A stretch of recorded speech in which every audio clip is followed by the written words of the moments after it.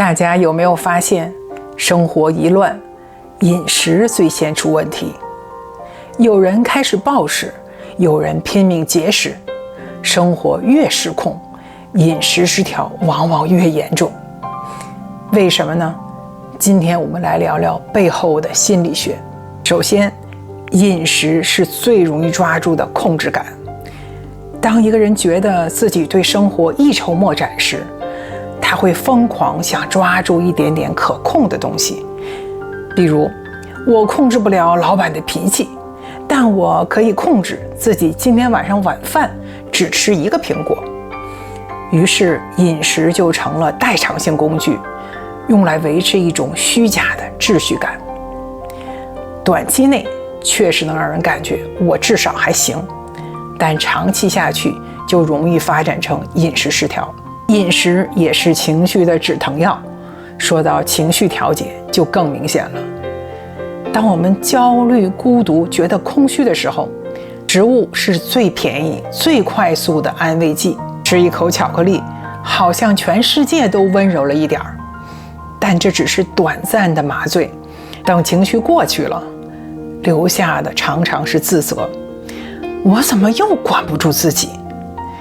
于是情绪越失控，饮食越被拿来填补，结果陷入死循环。压力下的大脑会推你去吃，这不仅仅是心理问题，也是生理机制。当我们长期处于压力下，皮质醇会升高，让大脑特别想要高脂高糖的食物，同时多巴胺系统被刺激得更敏感，一点点食物快感就可能让人停不下来。这就是为什么有人越是焦虑越会暴食，甚至边哭边吃。有时候饮食也是价值感的投射，很多人会把价值感绑在饮食和身材上。当生活的其他方面都在崩塌时，人会觉得至少我能靠身材来证明自己有价值，于是对饮食的执着越来越强，饮食失调也越来越严重。我们来讲一个女大学生的故事。雅婷上大3，学业压力大，和男朋友关系紧张，实际申请多次被拒，感觉自己完全失去了掌控。于是她开始控制饮食，一天只吃一点点东西。一开始她觉得自己终于掌握了主动权，但几天后她突然暴饮暴食，薯片、巧克力、泡面一口气吃到胃疼。当下的确缓解了焦虑，可紧接着就是深深的自责，连吃都管不好，我真是失败。这种羞耻感反而加深了他对饮食的控制欲，进入节食、暴食、自责的恶性循环。所以当我们问为什么生活越失控，饮食失调就越严重，答案其实很简单，饮食成了我们抓住的最后一根稻草。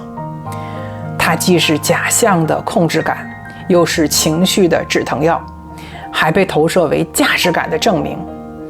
短期有效，长期却让生活更失控。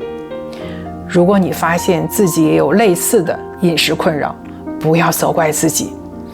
饮食失调从来不是单纯的意志力不够，而是背后生活和情绪的失控。真正的解决办法不是只盯着吃了多少，而是去看看生活里什么地方需要被好好的照顾和修复。你呢？你在压力大和生活乱的时候，饮食会发生什么变化？在评论区告诉我，也许你会发现你并不孤单。我们下次见。